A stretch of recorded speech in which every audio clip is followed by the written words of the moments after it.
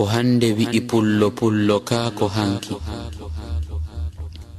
Bismillahir Rahmanir Rahim. En yetti Allahu taguɗo karambol tagi neɗɗanke andinir karambol ngol windugol. En juulay nulaɗo e ɓeengure makko e wondiɓɓe makko e kala iwtirɓe ɓaawo makko. Simi landa min mo tawata ko mi ɓi pullo, ko honɗum mi firmi tawri pullo. Mi jaabo mi inna ko winda janga e fira faama gollitira. Hara wo paali ko iwri ka Allah e tippude ko nulaɗo maaki woni ko egga. Wa juula janga hoora jakka qatta janto inde Allah. Si feere yaaju e to mi hajja woɗɗito e jina e ñoore ko wani fenande e noneji geddiɗe Allahu harmini. Rotiro bid'aaji ma kala noneji deweta woje ko yimɓe jooɗi sinci. E to mi golli rawanu nulaɗo ma o yamiriri ma o yaniri. Tippude eggade filla ka defte selli goɗɗo landi.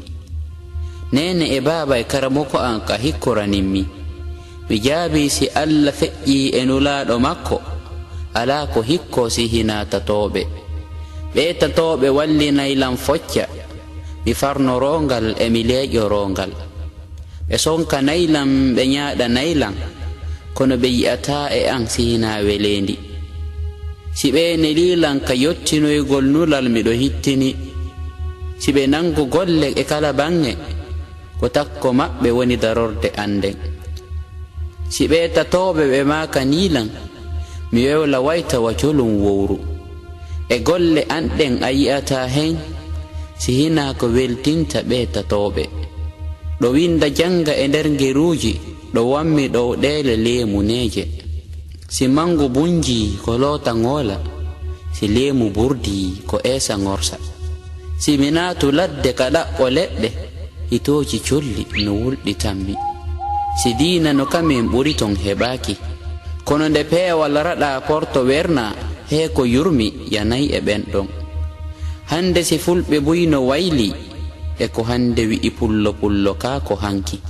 Fi asalike peewal araɗike gonga, seyre sali fenude e hoore fulɓe ka wiwde maɗa jarambeere ko tawal maɓɓe.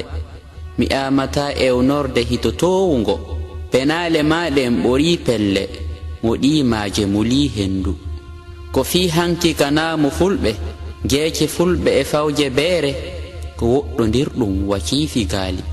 Ɓe suɓɓitano ɓe yeeyatano ɓe dekkatande ɓe daɗi sunnu. Yamba yodoɓe uranoki holta wirtowoɓe ɓannaki. Parte wirtorɗe hattanaka ɓiɓɓe fattuɓe yi'etake. Bugomi landal ka modi Ahmadu wuri e fulɓe hande ko waɓeya hanki. Ko haɗi hande yeƴƴito hanki fiyo jango humo e hande. Karamo ko hoore kaydi kigedu yanganino l'islamu ado fatade. Karamo ko Abdul Qadiru ha hande no yiɗi wakkilani nde jande.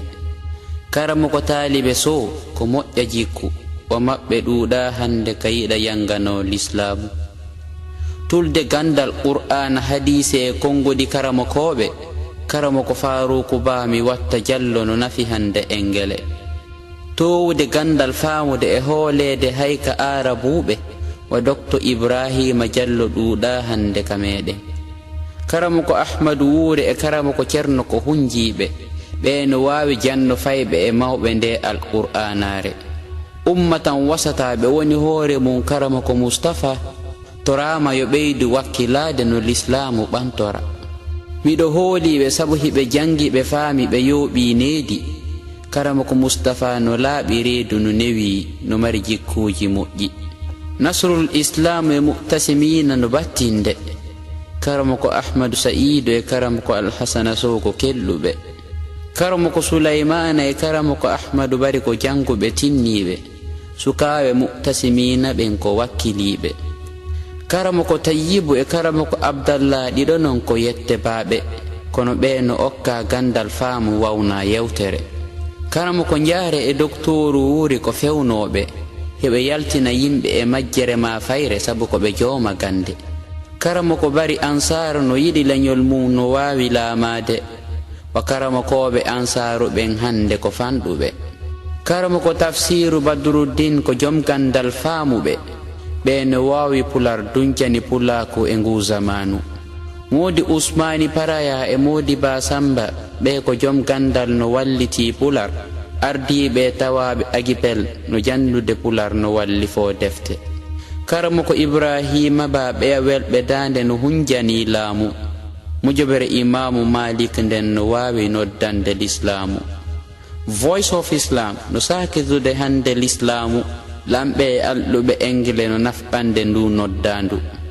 Karamokoɓe am ɓen ka alarba kikiɗe, nde ɓe gayni yewtere paykum maɓɓe kun yuɓɓa gimɗi kalannode, Cheikh Zaki tigi no qirriti wonde, ɓe karamokoɓe an no wawi wallinde yewtere. ɗum ko karamoko Makka e karamoko Abdurrahimu, hoti karamoko ɓooyi e karamoko Alqasimu. Modi Umaru no hunjani laɓɓi no hitoji, golle maɗen porɗata arayde nafuɗa l'islamu.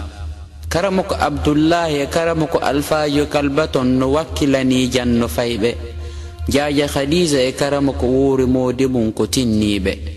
Modi Ibrahima Diallo e Modi Sanu ko julɓe kelluɓe, ɓe ɗiɗo no wonana julɓe hande darorɗe. ɓeya heddiɓe ɓe inde mum lintaka, yo andu wonde mantore ɓura jantede ka Allah. Fulɓe hande tentini non sukaɓe, yo wawa ɓe jantaɓe ma wawɓe wa maɓɓe.